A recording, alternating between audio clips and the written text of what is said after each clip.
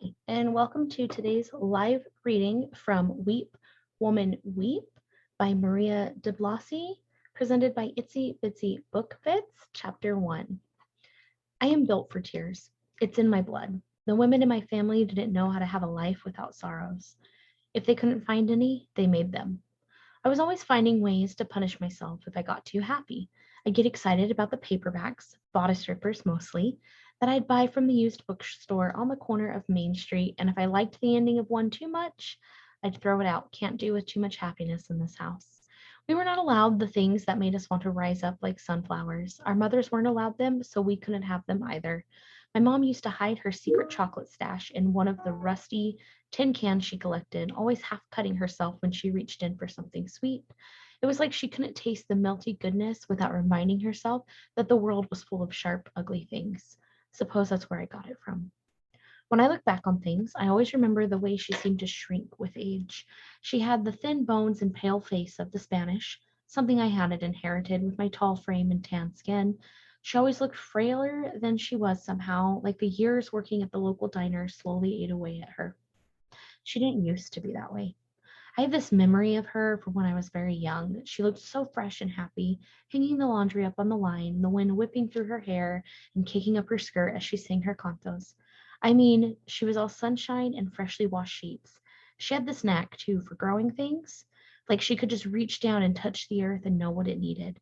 That was before I knew about all the bruises and heartache hidden under a buttoned up dress, before he left her with a pile of bills and loneliness and me. I didn't know my father, but I didn't like what he left behind, so I was glad I never had to look at him. All I know is one day she had me, inherited a small adobe house on a couple of acres of land next to the bosque, where all we were all that was left of our family, and spent the rest of her life trying to keep that roof over our heads and men out of the house. I used to stay awake at night trying to figure out ways not to turn out like that. Wait, let me back up a bit so you know where all of this is taking place. We lived in a semi rural small town in the middle of nowhere called Sueño. It was more like a bunch of farms and adobe homes sitting on feral acreage with a main street that held everything together. That street was framed by a few blocks of housing that tried to look like a suburb but failed miserably. So it was a main street, fake suburbs, and farmland contained by the bosque, with the Rio Grande cutting through it on one side and open desert that seemed to go on forever on the other. My favorite part of all of this was the mountains just behind the Rio Grande that turned pink and red like a schoolgirl thinking dirty thoughts when the sun rose and set each day. People were always forgetting about the town of Swinyu. Of course, that probably had something to do with the fact that we were located so close to the Shadowlands, that long sweep of desert between towns and indigenous lands that just sort of folded in on itself and went on forever. Its own place outside the laws of time and space. Sometimes people went out there and never came back. Sometimes they did, and you wish they hadn't. Sometimes women went to the outskirts for help, looking for La Huercera, the bone woman, to deal with the Rand troubles for a price. At least that's what the old folks said when they were getting ready to spin some impossible yarn and wanted to scare us good. Me, I didn't bother myself with the Shadowlands too much because I had my hands full with this whole La Iona situation and wasn't looking to borrow trouble. La Iona, she's the weeping woman, but I'll get to that in a bit. The closest city to us was Esperanza, which most people forget about unless you lived around these parts. I mean, more than they forgot that New Mexico was part of the United States, which happens more than you think, even now. Esperanza is about an hour away from Albuquerque, the biggest city in New Mexico, and about 2 hours south of Santa Fe, the capital, where rich white people go to find themselves and feel cultural. That's the rub with growing up here. We were taught to be ashamed of our heritage, and here are white people dying to be the great granddaughter of an Indian princess and the long lost child of a bruja. I went to Santa Fe once for a field trip, and the most I can remember was that it seemed to have more crosses and churches than Sueño, and that was saying something. And so many white people. I actually felt brown without trying to darken my skin in the sun or pretend to know Spanish, whereas in Sueño I could pass for almost white. Not that I wanted to. I'd also gone to Albuquerque a time or two, but that city always felt too big for me. Esperanza, on the other hand, felt just big enough to get lost in, but small enough to feel like you wouldn't get swallowed up. Me and Sherry always thought of it as the big city, but really it was like a big small town. Esperanza was where you went when you wanted to be forgotten by the place you came from. That was the place you went to reinvent yourself. That was the place me and Sherry had fixed on to escape this hellhole soon as we could. There, I went and got ahead of myself again and forgot that you don't know about Sherry yet. Sometimes it still hurts to think of her, but when I do, I like to recall who she was before she was taken. You might think we looked the same because we both had long black hair and brown eyes and skin that wasn't quite white, but that's where the similarities ended.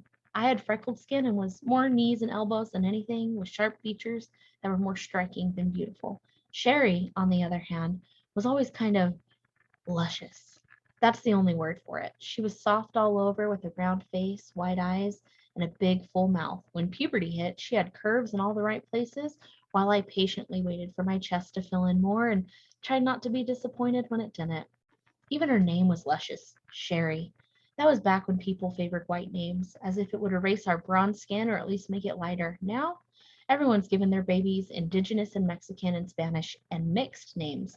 Like there was never a time when we were taught to feel shame for those impure bloodlines. Me, I still remember when we were told not to spend too much time out in the sun, didn't want our skin any darker than it already was, and nobody spoke Spanish to us because they didn't want to dirty our tongues. Of course, my mom was the radical and kept singing in Spanish, even though she refused to pass the language on to me. Anyway, me and Sherry spent most of our days avoiding La Llorona. Yeah, that was her name, the Weeping Woman, like I said before. Maybe you've heard of her? The Rio Grande was our stomping ground. We figured it was best to know everything about La Llorona's natural habitat, all the better to avoid her. Plus, Main Street was full of people we'd rather not see. When we got tired of the river, we walked up and down the aqueas and ditches, which could sometimes look like rivers when they were fat and full of rain. But those were dangerous too, since La Llorona used any watery highway to do her business.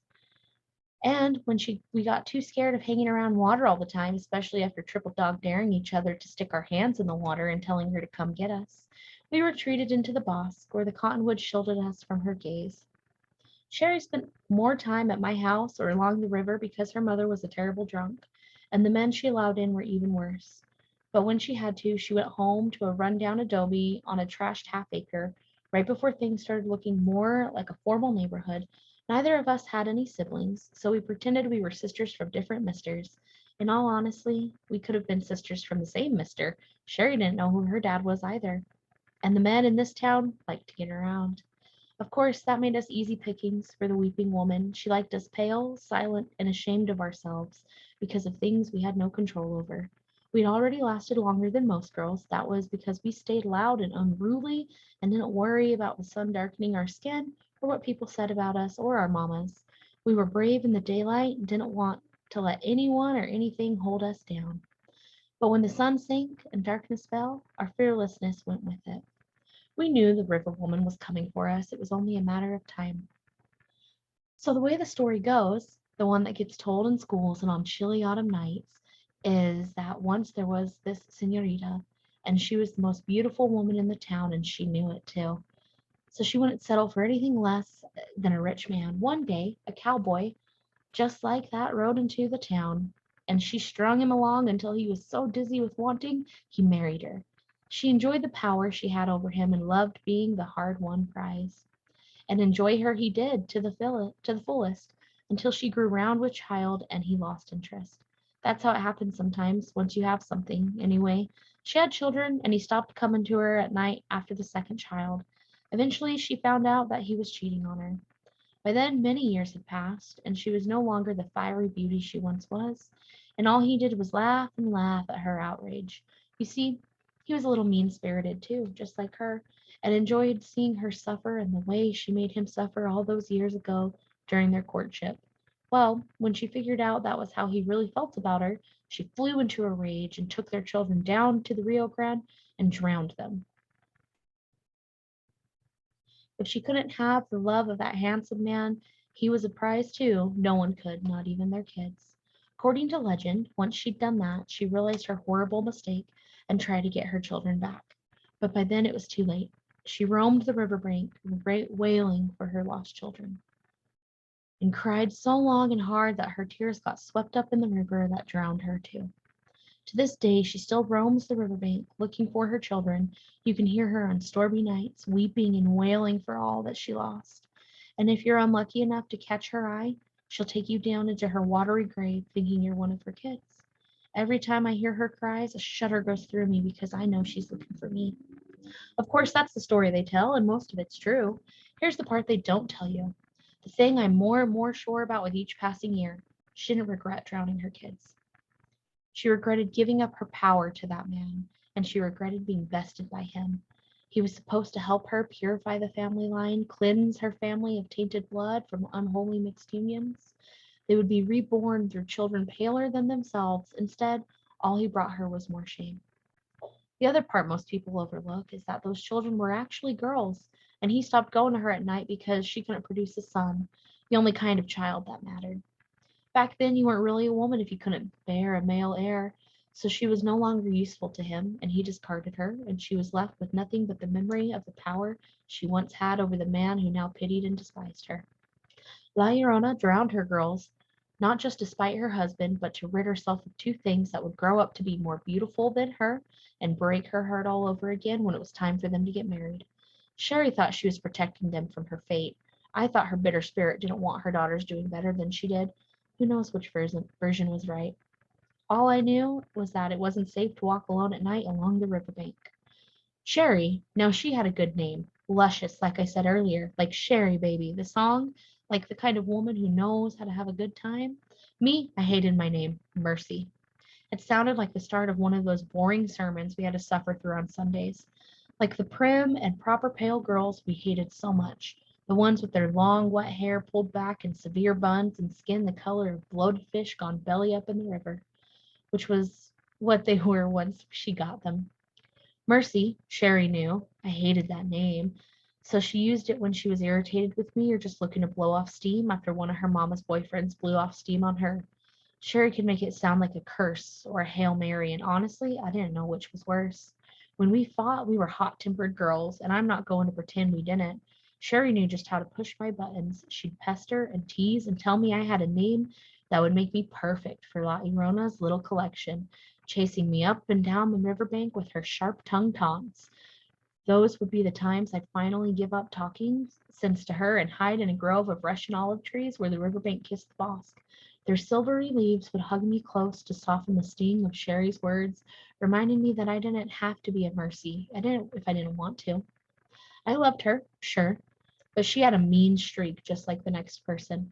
But when things were good, usually when one of her uncles blew town, where she was feeling fine and powerful after filching some makeup at the drugstore, she let me be a Margarita or a Josefina or anyone but Mercy.